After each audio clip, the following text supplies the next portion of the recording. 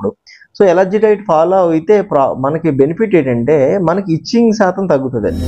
So itching ఎప్పుడైతే తగ్గిందో ఆటోమేటిక్గా మనం గోక్కోవడం, ఈ స్క్రాచ్ చేయడం తగ్గుతుంది. తగ్గినప్పుడు ఆటోమేటిక్గా ట్రాన్స్మిషన్ కూడా తగ్గుతుంది. సో అప్పుడు ఏంటంటే మనకి కొద్దిగా దీన్ని ఇంపాక్ట్ నుంచి తగ్గే అవకాశాలు ఉన్నాయి తప్ప ఒకవేళ డైట్ వాడడం వల్ల అయితే ప్రత్యేకించి ఇది తగ్గదండి.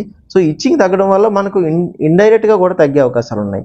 ఒకప్పుడు ఇలా మందు వాడితే తగ్గిపోయే సమస్య ఇదండి. కాకపోతే ఇప్పుడు తగ్గట్లే. అది ఎంత ఇమ్యూనిటీ పెంచేసుకుందని, దాని రెసిస్టెన్స్ పవర్ ఎంత పెంచేసుకుంది అంటే, సో ఈ విధంగా స్కిన్ 1, 2, 3, 4 స్టేజ్ల్లో ఇలా పెరుగుకుంటూ పోయి మనకు అది నెయిల్స్ని అటాక్ చేస్తుంది. దాని తర్వాత మన బాడీ పార్ట్స్లో ఎక్కడైతే పార్ట్ ఉందో ఆ పార్ట్ని ఇలా బ్లాక్ డార్క్గా తయారైపోయి చాలా వర్స్ట్ స్కిన్ అపియరెన్స్ జనరేట్ చేస్తుంది. దీనివల్ల ఇయర్స్ టుగెదర్ బాధపడుతున్న వాళ్ళు కూడా ఉన్నారండి. ఇది ఇప్పుడున్న పరిస్థితుల్లో అయితే ఎట్టి పరిస్థితుల్లో నార్మల్గా తగ్గడే ఛాన్సెస్ చాలా తగ్గిపోయాయండి.